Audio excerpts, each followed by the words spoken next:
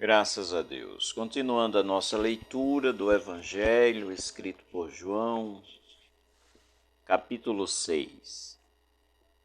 Depois dessas coisas, Jesus atravessou o mar da Galileia, que é o de Tiberíades. Uma grande multidão o seguia, porque tinham visto os sinais que ele fazia na cura dos enfermos. Então, subiu ao monte e sentou-se ali, com os seus discípulos. Ora, a Páscoa, festa dos judeus, estava próxima. Então Jesus, erguendo os olhos e vendo que uma grande multidão se aproximava, disse a Filipe: Onde compraremos pão para lhes dar de comer? Mas Jesus dizia isto para testá-lo, porque sabia o que estava para fazer. Filipe respondeu: Nem mesmo 200 denários de pão seriam suficientes para que cada um recebesse um pedaço. Um dos discípulos, chamado André, irmão de Simão Pedro, disse a Jesus: Aqui está um menino que tem 5 pães de cevada e 2 peixinhos. Mas o que é isto para tanta gente? Jesus disse: Façam com que todos se assentem no chão. Havia muita relva naquele lugar. Assim, os homens se assentaram, e eram quase 5.000.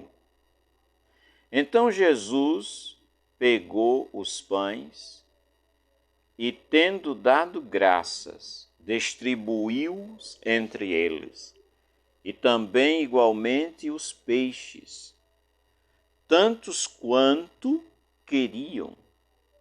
E, quando já estavam satisfeitos, Jesus disse aos discípulos: Recolham os pedaços que sobraram, para que nada se perca.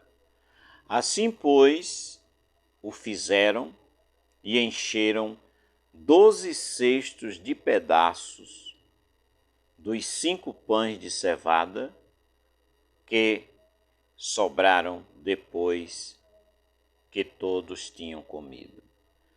Quando as pessoas viram o sinal que Jesus havia feito, disseram: Este é verdadeiramente o profeta que havia de vir ao mundo.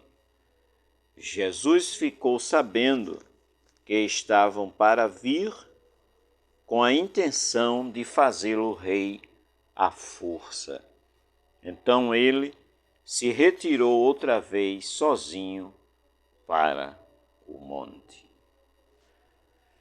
Graças a Deus, capítulo 6, lemos do verso 1 ao verso 15. A multiplicação, traz aqui essa Bíblia que eu estou com ela, como título desse texto, a multiplicação de pães e peixes. Certo. Foi mais um sinal notório, ou seja, um milagre, né? A partir de 5 pães e 2 peixinhos, 5.000 homens, além de mulheres e crianças, comeram.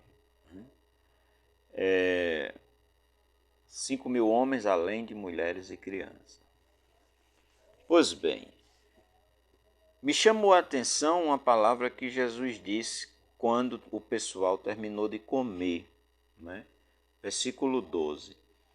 E quando já estavam satisfeitos, saciados, Jesus disse aos discípulos: Recolham os pedaços que sobraram, para que nada se perca. Vemos aqui no texto uma lição de não desperdiçar alimento. Alimento, né? Já ouvi comentarista falando que para o povo bíblico, comida, né, é muito preciosa. E que eles, diferentemente de quem tem condições aqui no nosso lado de cá do mundo, pois eles são do Oriente, nós somos do Ocidente. Eu já ouvi o doutor Rodrigo Silva, né, bem conhecido aí no YouTube da vida, ele comentando, né, que a alimentação nos dias bíblicos era bem diferente, cerca de 2 vezes em alguns momentos. E eles não comem como se come aqui no Oriente, outra vez digo, que muitas vezes se come sem ter fome, né? Então Jesus dá uma lição aqui de não desperdiçar, sendo Ele Deus, né? Então é algo que nos chama a atenção. Outra questão é que é dito que no verso 2, uma grande multidão o seguia porque tinham visto os sinais que ele fazia na cura dos enfermos. Ou seja, o texto diz que as pessoas seguiam Jesus não assim totalmente crendo em ele ser o Salvador, mas porque viam os milagres. Muitas vezes está nesse evangelho como os sinais, né? Viam os sinais. O apóstolo Paulo escrevendo aos Coríntios, né? O apóstolo Paulo disse: os judeus pedem sinal, os gregos pedem sabedoria, mas nós pregamos a Cristo crucificado. Né? É tremenda essa questão. Por quê?